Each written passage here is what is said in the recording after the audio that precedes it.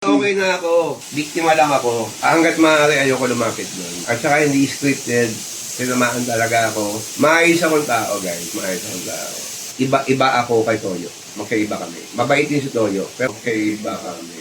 Mabait din si Toyo, pero magkaiba kami ng pagkatao. Okay mga kapengyo, update nga tayo dito sa awayan nga ni Boss Toyo at Boss Mel na kung saan nagsalita na nga etong si Boss Mel ulit sa pangyayari at sinabi nga niya na mabait nga raw na tao etong si Boss Toyo. At sinasabi niya rin dito mga kapengyo na okay na nga raw siya talaga, 100% na okay na yung nararamdaman niya at naging biktima lang din daw siya doon po sa pangyayari na awayan nga nila neto ni Boss Toyo. Na kung saan alam naman natin na isa rin sa uminit ang ulo talaga ni Boss Mel at sinasabi nga ni Boss Toyo na dinuro-duro daw kasi siya neto ni Boss Mel kaya niya nasapak itong taong ito. At ngayon mga kapengyo, panoorin nga natin yung mensahe ni Boss Mel sa mga netizen at kay Boss Toyo. Okay na ako.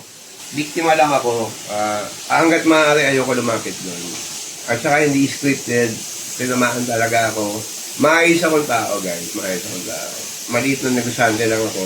Kung makikita niyo yung mga vlogs ko, ganun lang ako sa vlogs. I have to protect my brand.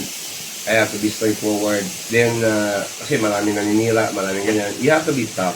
Alam niyo yan. Alam ng mga negosyante yan. But in real life, marami naman magpapatotoo kung gaano kabuti akong tao. Kasi nga, iba ako kay Toyo. Magkaiba kami. Mabait din si Toyo, pero magkaiba kami.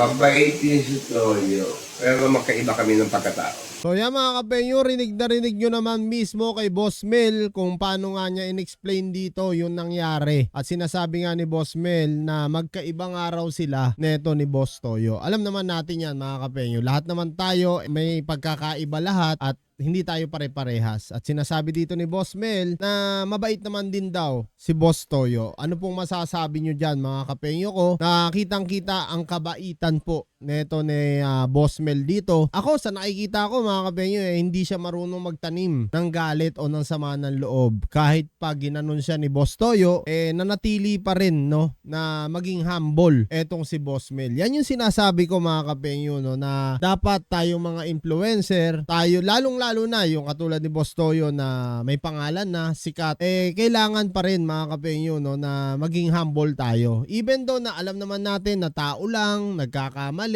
hindi perpekto, minsan talaga, syempre, lahat naman tayo may temper, lahat tayo minsan nagagalit, pero kung kayang iwasan, dapat iwasan na lang, no? Ito'y ano ko lang naman mga kapengyo, no, sariling opinion ko lang. Yun kasi yung parang maganda na tignan kasi marami ng kabataan na sumusunod sa iyo. Marami ng kabataan na umiidolo sa iyo. Marami ng kabataan ang ginagaya ka na dapat ikaw yung maging impluwensya. Kumbaga influencer ka kasi. So dapat hindi nila nakikita to sa iyo na nanununtok ka. Hindi ako against kay Boss Toyo mga kapengyo pero para sa akin mas maganda pa rin yung humble tayo lalong-lalo na pagkasikat ka na. So yan mga kapengyo, comment nyo down below kung ano nga masasabi nyo dito kay Boss Mel sa kanyang komento na wala siyang tanim na galit o sama ng loob kay Boss Toyo bagkos tinawag pa nga niyang kabait itong si Boss Toyo.